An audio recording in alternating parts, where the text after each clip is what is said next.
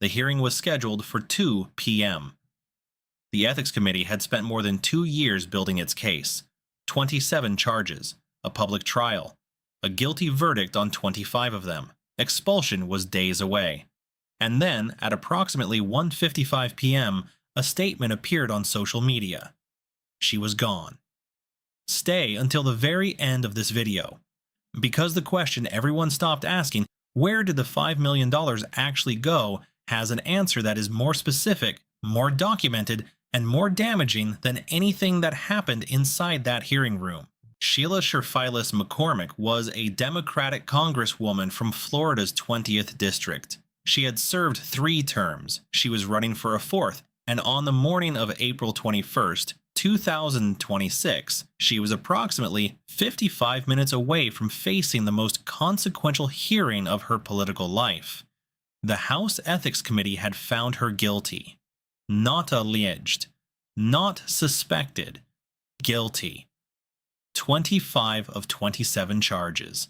A pattern of conduct described in the committee's own report as extensive misconduct spanning multiple election cycles, inaccurate campaign finance reports, improper contributions falsely reported as personal loans, inflated cash-on-hand numbers, and at the center of all of it, a single transaction that made everything else possible.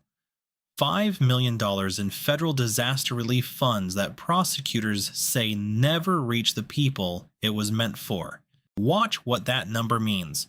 Because $5 million in federal disaster relief is not an abstraction. It is not a budget line. It is FEMA money, emergency funds. The kind of money that exists because real people lost real things in a real disaster and the federal government made a commitment to help them recover. The COVID-19 pandemic qualified. Florida qualified. Her family's healthcare business received the funds.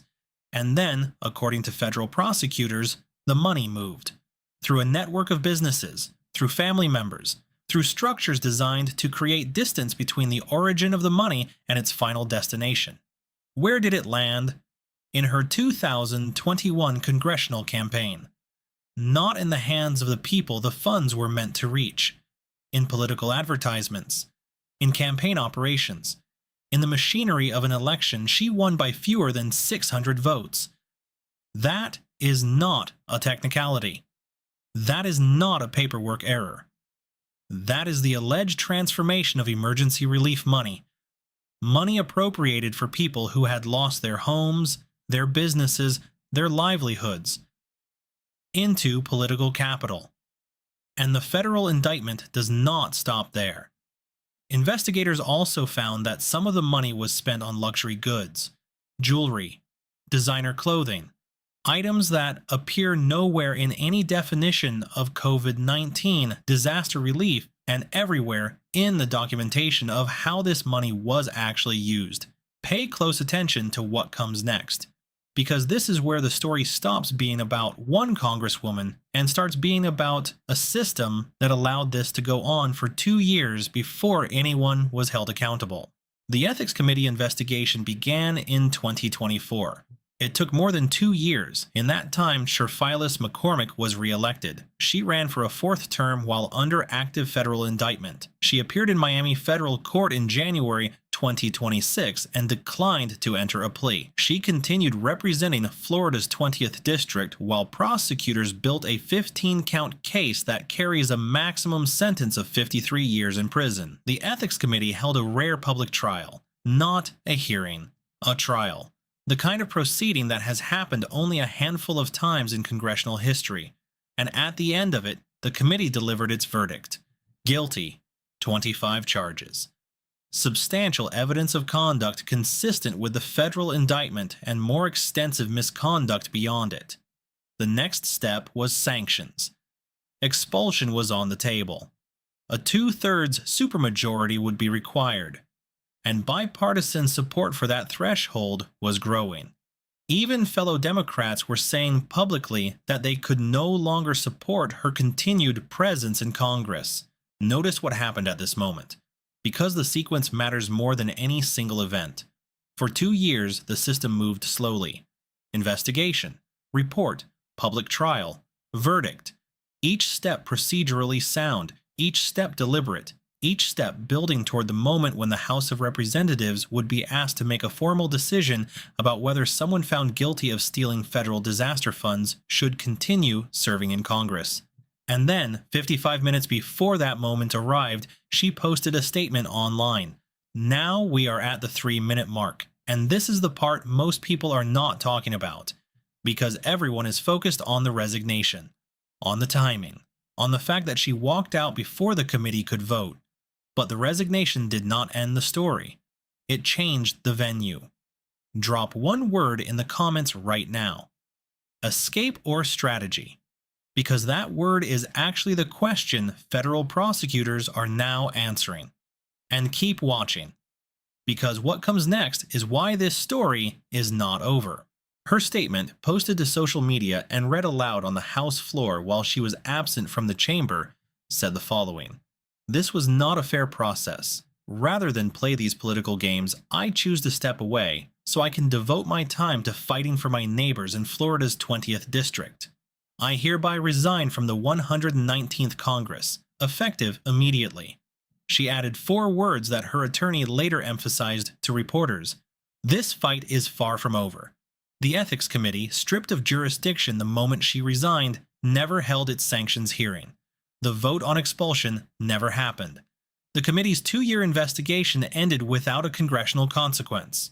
But the federal criminal case did not end. It was never under congressional jurisdiction to begin with. 15 counts, a maximum of 53 years, a trial scheduled for early 2027, and a federal indictment that does not care whether she is a sitting congresswoman, a former congresswoman, or a private citizen fighting her case from the state of Florida. She was the 3rd House member to resign in a single week. Eric Swalwell of California and Tony Gonzalez of Texas had already gone, both facing separate allegations of sexual misconduct. 3 resignations in 7 days, 3 different allegations, 3 different districts, 1 pattern. And that pattern deserves more attention than it has received. Because when 3 members of Congress resign in 7 days under threat of removal, the story is not just about 3 individuals making 3 separate decisions. It is about a system under pressure. A system where the accumulation of misconduct allegations has reached a point where resignation has become a calculated tool rather than a last resort. Think about what resignation actually does in this context. It stops the Ethics Committee hearing. It prevents the expulsion vote. It strips the committee of jurisdiction instantly and permanently. But it does not erase the record. It does not close the federal case. It does not return the money. It does not address the 25 charges the committee already proved. What it does is change the narrative. A resignation can be framed as a principled decision, as a choice to step away rather than submit to what she called political games, as an act of agency rather than an admission of guilt, and in the short term, that framing has some power. The hearing never happened. The expulsion vote never happened. The cameras moved on to the next story. But the federal trial is scheduled for 2027, and federal trials do not respond to narrative management. They respond to evidence. And the evidence that the Ethics Committee spent 2 years assembling does not disappear because the committee lost jurisdiction. It sits in a file, waiting for a courtroom where resignation is not an option and the only question is what the documents actually show. Now, step back entirely.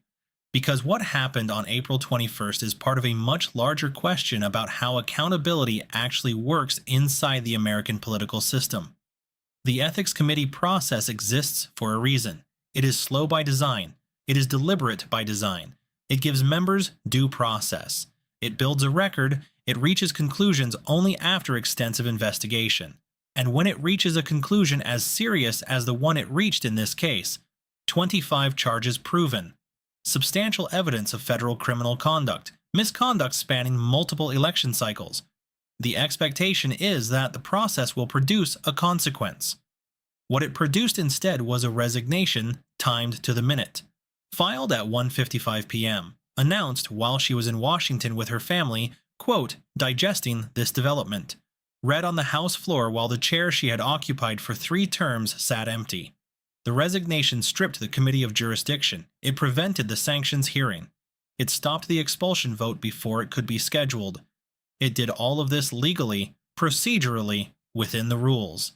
And it left the federal criminal case exactly where it had always been. Pending.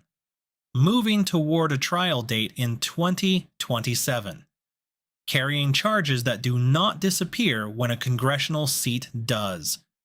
That is the answer to the question in the title of the video. Where did the $5 million actually go? According to federal prosecutors, it went into a 2021 congressional campaign through a network of businesses and family members. Some of it went into luxury goods. None of it reached the disaster relief recipients it was appropriated to serve. And the person who allegedly moved it is no longer a congresswoman. She is a defendant, with a trial date, with 53 years of potential exposure, with a statement on social media that says this fight is far from over. She is correct about that. The fight is not over. It just moved to a different room, one where resignation is not an option, where the committee cannot be stripped of jurisdiction by a social media post, where the only question left is whether the evidence that took 2 years to build inside the Ethics Committee is enough to produce the consequence that the resignation prevented from happening on April 21st. The hearing never happened. The expulsion vote never happened. But the $5 million is still documented. The network of businesses is still documented. The luxury goods are still documented. The 15 federal counts are still pending. She ran. But the record did not run with her. If this story matters to you, hit the like button right now. Share this with someone who needs to understand how accountability works, and sometimes doesn't, in American politics. Subscribe and turn on notifications because new congressional hearings and political developments are happening every week. And drop one word in the comments, escape or strategy, because the answer tells you everything about what happens next.